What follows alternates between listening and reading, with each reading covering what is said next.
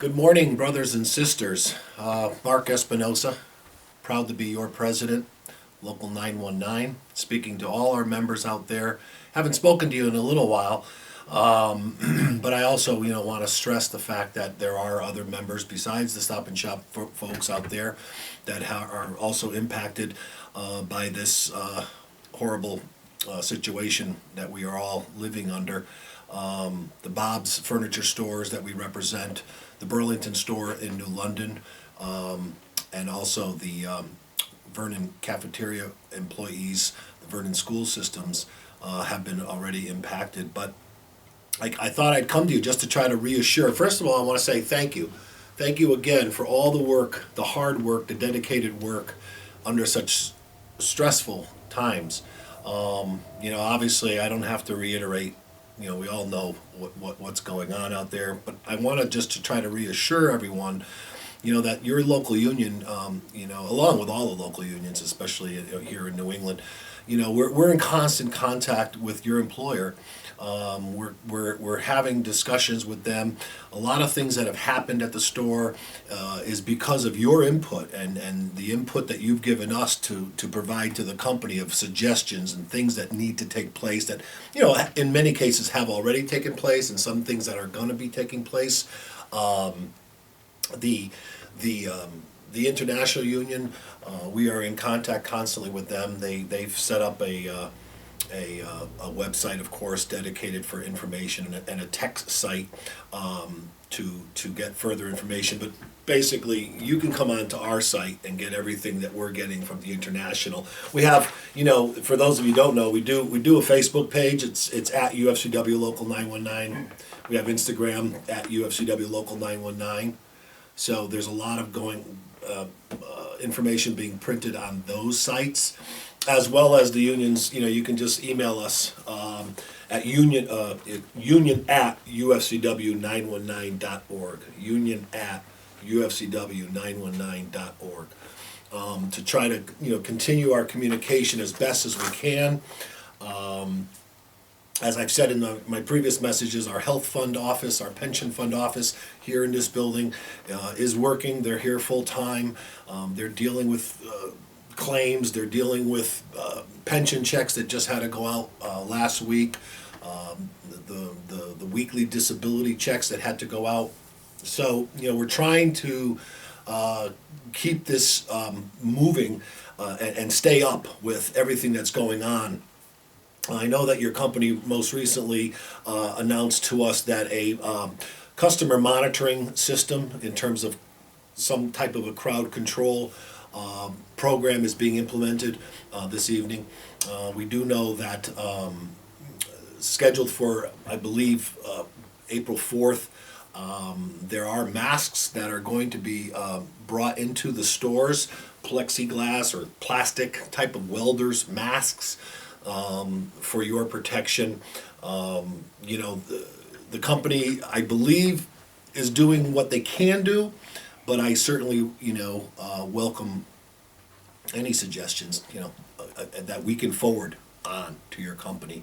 They responded to our requests about trying to get additional premium pays for your services, and they responded.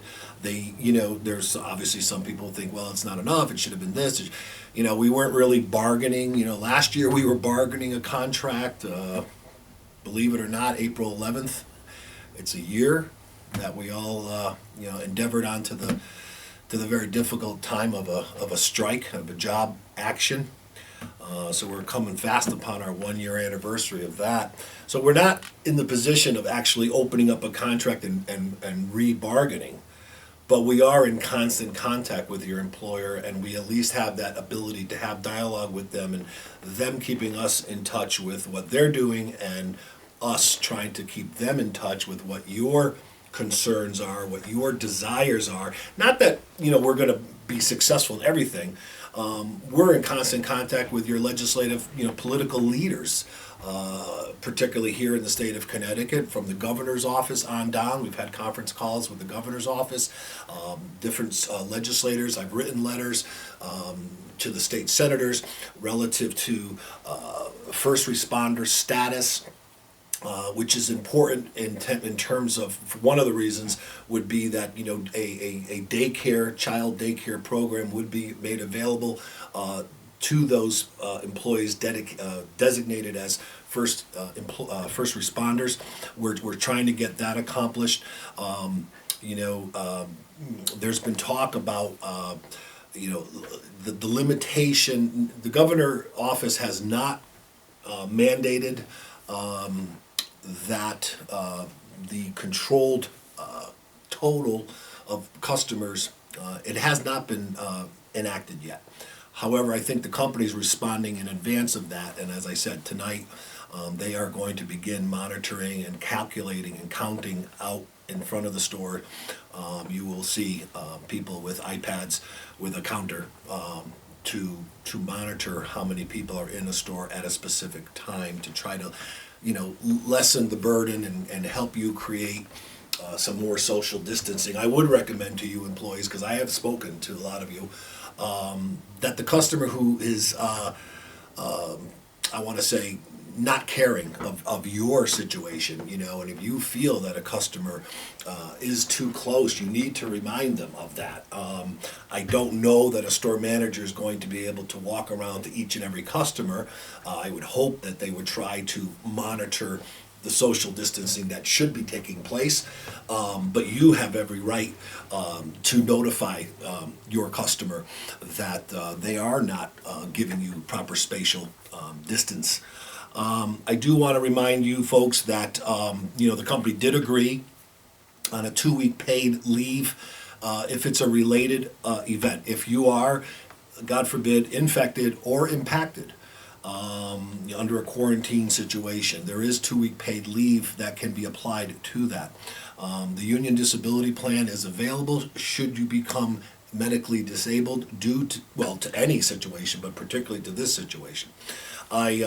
I do also want to mention that those of you who are beneficiaries of the health plan, you're going to be receiving a letter in the mail, and this is an excellent agreement that we made as trustees with your employer. So I'm not going to read the entire letter, but I will tell you that the Board of Trustees of Union Local 919 and Stop and Shop, we do recognize that we are in extraordinary times, and we are changing effective immediately. The fund will waive all cost share and co-pays associated with COVID-19 related testing and treatment through December 31st, 2020. Now, the CARE Act that you might have read about, we've had it posted on our site, the CARE Act doesn't go this far. The CARE Act talks about expenses associated strictly with testing. So you will be receiving this letter as a beneficiary of the fund that says, again, effective immediately, the fund will waive all cost share and co-pays associated with COVID-19 related testing and treatment through December 31st, 2020 for any member or dependent with active medical coverage with this fund. This includes waiving deductibles, co-pays, and co-insurance. And in addition, the fund does recognize that visiting your physician in person may be challenging. So effective immediately, if you wish to contact your physician as a telehealth visit, the fund will cover this will cover this visit subject to the applicable cost share. So what that means is you'll only be required to pay a copay, but any medical expense associated with your televisit will be covered. As you're aware, the fund does partner with Cigna for access to their wide network of providers. And if you have any questions, the letter states what the phone numbers are. And if you, for some reason, do not get this letter, please let us know. So I want to just try to reassure you that we are doing everything in our power to try to keep you informed, safe, and business as usual. Well, we know it's not. But if there's any circumstances non-related in the contract, the problem, the business agents are available. Please, notify us. You have abilities to get in touch with us. If you don't know how, then talk to your union, shop Stewart, and we're here for you. And we want to just again thank you. We want to say that we appreciate your dedicated work, and may God bless you and all your families. Thank you.